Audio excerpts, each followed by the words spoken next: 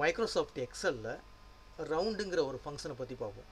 இப்போ நான் எக்ஸாம்பிளுக்கு என்ன கொடுத்துருக்கேன்னா, ஒரு ஏ காலத்தில் வந்து 3 நம்பர் கொடுத்துருக்கேன். அதாவது 12.345, அதுமாதிரி 12.345, இங்கே வந்து 1234.56 சொல்லி கொடுத்துருக்கேன். இதுக்கு வந்து ரவுண்டு ஃபங்க்ஷனை யூஸ் பண்ணி நம்ம கால்குலேட் பண்ண போகிறோம்.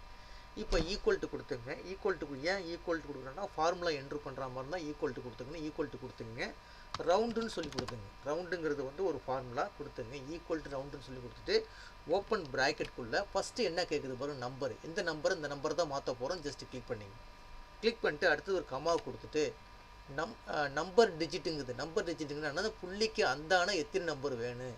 இப்போ எக்ஸாம்பிளுக்கு இந்த புள்ளிக்கு அந்தான 3 நம்பர் இருக்குன்னு 3 நம்பர் இருக்குது, எனக்கு 2 நம்பர் மட்டும் போதும். அப்போ 2 கொடுங்க. அதாவது புள்ளிக்கு அந்தான 3 நம்பர் இருக்குது, ஆனால் எனக்கு என்ன வேணும்? 2 நம்பர் மட்டும் வேணும். 2ன்னு சொல்லி கொடுத்துருக்கேன். கொடுத்துட்டு ப்ராக்கெட்டை க்ளோஸ் பண்ணிவிட்டு ஜஸ்ட் ஒரு என்ட்ரு கொடுத்தனா இந்த மாதிரி ஆன்சர் வரும்.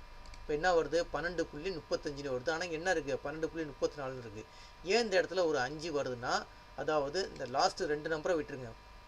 லாஸ்ட் நம்பர் 3வது நம்பர் வந்து 5க்கு மேலே இருந்துச்சுன்னா ஒரு நம்பரை ஆட் பண்ணி இந்த இடத்துல ஃப்ரெண்டில் போட்டுக்கும். அதுதான் 35 சொல்லுது. ஓகேங்களா? இப்போ அடுத்தது பாருங்கள், ஈக்குவல் டு கொடுத்துங்க. ரவுண்ட் ஆஃப்னு சொல்லி கொடுத்துங்க. கொடுத்துன்னு ஓப்பன் ப்ராக்கெட்குள்ளே அதே நம்பரை திருப்பி கிளிக் பண்ணுறேன்.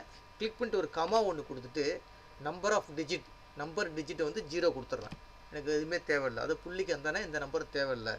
0 கொடுத்துட்டு ஜஸ்ட் ஒரு ப்ராக்கெட் க்ளோஸ் பண்ணிட்டு ஜஸ்ட் என்ட்ரு கொடுத்தீங்கன்னா உங்களுக்கு ஜஸ்ட்டு 12 மட்டும்தான் வரும். ஏன்னா 0ன்னு கொடுத்தாச்சு. அடுத்தது பாருங்கள், ஈக்குவல் டு ரவுண்ட் ஆஃப்னு சொல்லி கொடுத்துட்டு ஓப்பன் ப்ராக்கெட்குள்ளே இந்த நம்பரை கிளிக் பண்ணுறேன். இந்த நம்பரை கிளிக் பண்ணிட்டு ஒரு கமா ஒன்று கொடுத்துட்டு -2ன்னு சொல்லி கொடுக்குறேன். கொடுத்துட்டு ப்ராக்கெட்டை க்ளோஸ் பண்ணிட்டேன். க்ளோஸ் பண்ணிட்டு ஜஸ்ட் ஒரு என்ட்ரு கொடுக்குறேன். அப்போ இங்கே என்ன வருது பார்த்தீங்களா? இங்கே 1234 இருக்குது, ஆனால் இங்கே என்ன வருது? 1200. அப்போ என்ன செய்யும்? இந்த நம்பரில் நியரஸ்ட்டு என்ன 100ல் வருது. அப்போ என்ன 100ல் நியரஸ்ட்டு இதுக்கு 100 என்ன வரும்? 1200. அதான் 1200ன்னு சொல்லுது.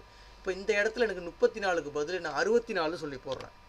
அப்போ ஜஸ்ட் ஒரு என்ட்ரு கொடுங்க. அப்போ என்ன செய்ய பாருங்க, இந்த 1264க்கு நியரஸ்ட் என்ன இருக்குது? 100, 1300. அப்போ 1300ன்னு இந்த மாதிரி மாறிக்கும்.